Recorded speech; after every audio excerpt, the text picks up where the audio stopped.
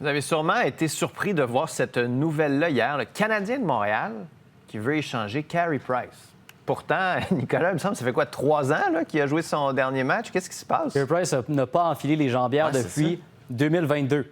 Ce qui se passe, c'est que son contrat, par contre, est encore dans les livres des Canadiens de Montréal.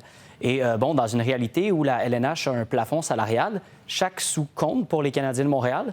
Donc, échanger ce contrat permettrait aux Canadiens d'avoir davantage de souplesse vis-à-vis du plafond salarial. On pourrait échanger le contrat à une équipe en reconstruction qui a une faible masse salariale, donc qui a les moyens d'accueillir ce contrat gigantesque là, qui a un espace de 10,5 millions sur une masse. Mais pourquoi l'équipe ferait ça? C'est quoi l'avantage de cette équipe-là?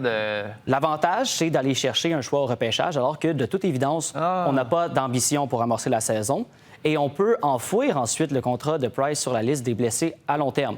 Du côté des Canadiens, on veut une souplesse, on a des ambitions, on veut potentiellement ajouter un joueur de centre. Donc, la transaction est comptable, mais elle pourrait avoir des répercussions qui sont très tangibles là, sur la formation que le Canadien va déployer sur la patinoire pour commencer la saison, parce que échanger le contrat de Price permettrait au directeur général Kent Hughes d'acquérir un joueur de centre.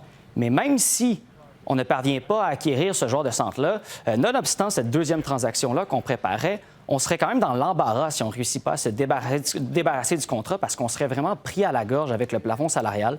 C'est pourquoi c'est le dossier prioritaire pour Kent Hughes avant le début du camp d'entraînement. On va tout mettre en œuvre vraiment pour se débarrasser là, de ce contrat qui est un peu une épine dans le pied là, pour la direction. Fait qu'on donnerait à une équipe plus pauvre, Carey Price, son contrat, un choix ou deux au repêchage en leur disant, regardez, votre plafond, vous ne le dépasserez pas de toute façon. Exactement. Voici des choix. Nous autres, on va avoir de l'espace salarial pour y arriver. Est-ce que Carey Price a son mot à dire? Est-ce qu'il est obligé d'aller jouer avec cette équipe-là? Ou, il a son mot à dire. Okay. Il a son mot à dire. Il a une clause de non-mouvement alors qu'il pourrait refuser toute transaction.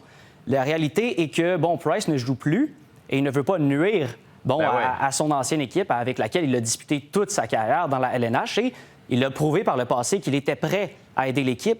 Quand il y a eu le repêchage d'expansion du Kraken, il avait accepté de lever sa clause de non-mouvement pour être exposé. Merci, Nicolas. C'est un peu pas mal plus clair, en fait. J'ai fait de mon mieux. Comprendre ce qui se passe. J'ai fait de mon mieux.